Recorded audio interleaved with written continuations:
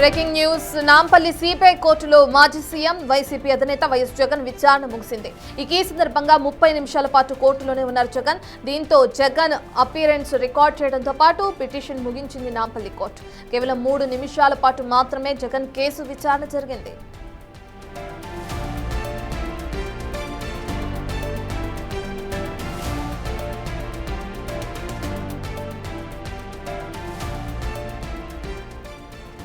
ఇక జగన్ వచ్చకంటే ముందే వైఎస్ వివేక హత్య కేసును లోతుగా దర్యాప్తు చేయాలంటూ పిటిషన్ దాఖలు చేశారు వైఎస్ సునీత. ఈ క్రమంలో ఆమె కూడా అక్కడే ఉన్నారు.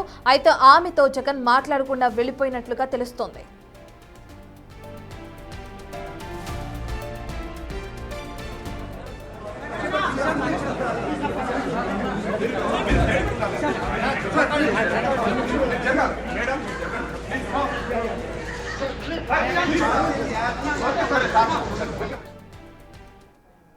వైఎస్ జగన్మోహన్ రెడ్డి నాంపల్లి కోర్టుకు వచ్చిన సందర్భాన్ని మనం చూసాం. అయితే అక్కడే తన సోదరి సునీత ఉన్న తనతో మాట్లాడకుండా తనని పలకరించకుండా వెళ్లిపోయారు వైఎస్ జగన్. ఇక అదేవిధంగా నాంపల్లి కోర్టులో హాజరైన జగన్ కి సంబంధించిన పూర్తి డీటెయిల్స్ అందించడానికి మా ప్రతినిధి సురేష్ అందుబాటులో ఉన్నారు.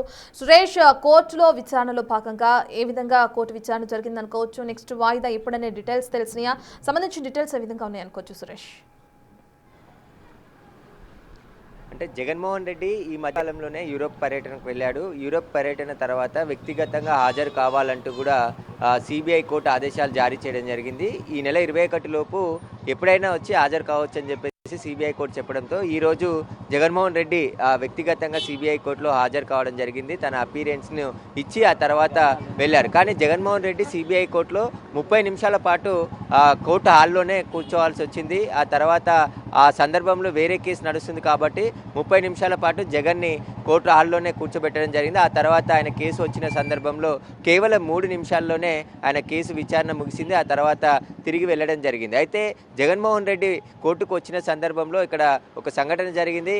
ఏదైతే వైఎస్ సునీత కూడా సిబిఐ కోర్టు హాల్లోనే కూర్చుంది. ఆమె ఒకవైపు కూర్చుంటే జగన్మోహన్ రెడ్డి మరోవైపు కూర్చోవడం జరిగింది. 30 నిమిషాల పాటు ఎదురెదురుగానే అంటే కొద్ది దూరంలో ఇద్దరు కూర్చొని జరగడం జరిగింది. పోలీసులు కూడా అప్రమత్తమై ఈ కేసులో అంటే సునీత హాజరవుతుంది, అదేవిధంగా జగన్ కూడా హాజరవుతున్నారు కాబట్టి భారీ భద్రతను ఏర్పాటు చేసి సునీత చుట్టూ కూడా మహిళా కానిస్టేబుల్ అని ఏర్పాటు చేయడం జరిగింది. జగన్ అభిమానులు కూడా పెద్ద ఎత్తున కోర్టులో అంటే అడ్వకేట్స్ కూడా ఒకేసారి సిబిఐ కోర్టు ఆవరణలోకి రావడం, ఆయన వెళ్తున్నప్పుడు కూడా పెద్ద సంఖ్యలో ఇక్కడికి రావడం జరిగింది. కాబట్టి ఇలాంటి ఘటనలు జరగకుండా పోలీసులు అప్రమత్తమయ్యారు. అయితే వైఎస్ వివేకాన హత్య కేసులో లోతుగా కేసుని దర్యాప్తు చేయాలని చెప్పేసి కూడా సునీత పిటిషన్ వేయడం జరిగింది. ఆ కేసు విచారణ సందర్భంగా సునీత ఈ రోజే రావడం జరిగింది. జగన్ కూడా వ్యక్తిగతంగా కోర్టు కేసులో ఉంది కాబట్టి వ్యక్తిగతంగా విచారణకు హాజరయ్యారు. అయితే ఈ ఇద్దరు కూడా ఒకే కోర్టు హాల్లో దాదాపు 30 నిమిషాలు ఉన్నప్పటికీ కూడా ఒకరినొకరు చూసుకోకుండా మాట్లాడుకోకుండానే ఉన్నారు.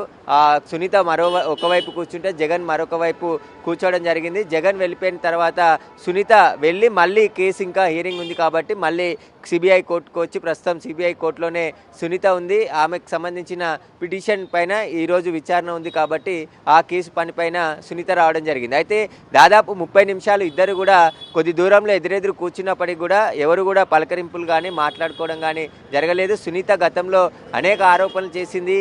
అవినాష్ రెడ్డితో పాటు ఇంకా ముఖ్య నిందితులు ఉన్నారు, వారిని వెలికి తీయాలి అని చెప్పేసి కూడా ఆమె సిబిఐని కోరడం జరిగింది. సుప్రీంకోర్టు కూడా వెళ్ళి ఈ కేసుని మళ్ళీ రీఇన్వెస్టిగేషన్ చేయాలి, ఈ కేసులో కొంతమంది నిందితులు తప్పించుకున్నారు కాబట్టి అసలైన నిందితులు అరెస్ట్ కావాలంటే లోతుగా దర్యాప్తు మళ్ళీ చేయాలని చెప్పేసి కూడా సునీత కోరడం జరిగింది. అయితే ఆ కేసు విచారణంగా సునీత హాజరైతే అక్రమాస్తుల కేసులో జగన్ హాజరు కావడం జరిగింది. కాబట్టి ఇద్దరు ఒకే కుటుంబానికి చెందిన అన్న చెల్లెళ్ళు కూడా హాజరు కావడం ఇక్కడ కొద్దిగా ఎందుకంటే ఒకే కోర్టు హాల్లో ఇద్దరు కూడా కూర్చోవడం హాఫ్ అన్ అవర్ వరకు కూడా వెయిట్ చేసి జగన్మోహన్ రెడ్డికి సంబంధించిన పిటిషన్ వచ్చిన తర్వాత ఆయన అపీరెన్స్ ఇచ్చి ఆ తర్వాత వెళ్ళిపోవడం జరిగింది. అయితే జగన్మోహన్ రెడ్డి ముద్దాయిగా అక్కడ నిలబడ్డాడు కోర్టు న్యాయమూర్తి ముందు. దాదాపు 3 నిమిషాల పాటు జగన్మోహన్ రెడ్డి న్యాయమూర్తి మీరు ఇంకేమైనా కోర్టుకు చెప్పాల్సింది ఉందా అని చెప్పేసి అడిగిన సందర్భంలో ఆయన ఏమీ చెప్పాల్సింది లేదు అని చెప్పేసి కూడా ఆయన చెప్పడం జరిగింది.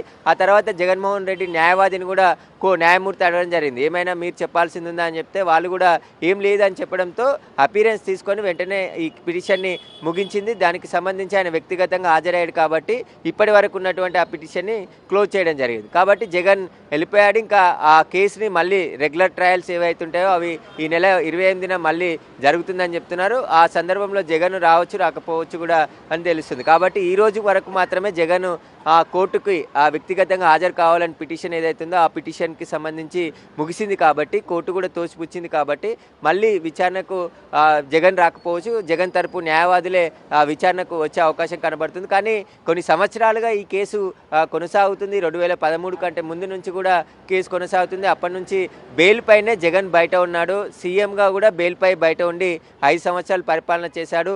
6 సంవత్సరాల తర్వాత మళ్ళీ సిబిఐ కోర్టుకు మొదటిసారి జగన్మోహన్ రెడ్డి రావడం జరిగింది. గతంలో ఆయన డిశ్చార్జ్ పిటిషన్లు వేశారు. డిశ్చార్జ్ పిటిషన్లు అన్నీ కూడా పెండింగ్ ఉండడంతో మెయిన్ కేసు ట్రయల్కి ఇంకా రావటం లేదు కాబట్టి డిశ్చార్జ్ పిటిషన్లతోనే పొడిగిస్తూ వస్తున్నారు జగన్మోహన్ రెడ్డి న్యాయవాదులు అని చెప్పేసి కూడా విమర్శలు అవుతాయి. ఖచ్చితంగా ఈ కేసులో ఫైనల్, ఎందుకంటే అక్రమాస్తులు గతంలో తన తండ్రి అధికారాన్ని ఉపయోగించుకొని భారీగా అక్రమాస్తులు కూడా పెట్టాడు. వ్యాపారస్తులందరూ కూడా జగన్ కంపెనీలలో పెట్టుబడులు పెట్టారు. ప్రభుత్వం నుంచి పరోక్షంగా లబ్ధి పొంది ఆ పెట్టుబడులు పెట్టారని చెప్పేసి కూడా సిబిఐ కేసులు నమోదు చేసింది. దాదాపు 11 కేసులకు సంబంధించి కూడా ఆబ్సెంట్ పిటిషన్ కూడా జగన్మోహన్ రెడ్డి తరపున న్యాయవాది పిటిషన్ దాఖలు చేయడం జరిగింది. Right, thank you Suresh. ఇక ఆదాయానికి మించిన ఆస్తుల కేసులో వైఎస్ జగన్ నాంపల్లి కోర్టులో హాజరయ్యారు. అయితే వ్యక్తిగతంగా హాజరు కాలేను మినహాయింపు ఇవ్వాలని చెప్పి పిటిషన్ దాఖలు చేసిన జగన్కి సిబిఐ అధికారులు మాత్రం పట్టుబట్టి ఖచ్చితంగా వ్యక్తిగతంగా హాజరు కావాల్సిందేనని ఇది చేయడంతో జగన్ ఈ రోజు నాంపల్లి కోర్టుకి హాజరయ్యారు. అయితే జగన్ అపీరియన్స్ రికార్డ్ చేసి విచారణను ముగించారు న్యాయమూర్తి. అదే సమయంలో కోర్టులో సునీత కూడా ఉన్నారు. వైఎస్ వివేకానందరెడ్డి హత్య కేసుకు సంబంధించి ఆవిడ కూడా కోర్టుకు హాజరవడం జరిగింది. సునీతని పలకరించుకున్నారని జగన్ అక్కడి నుంచి వెనుదిరగడం జరిగింది.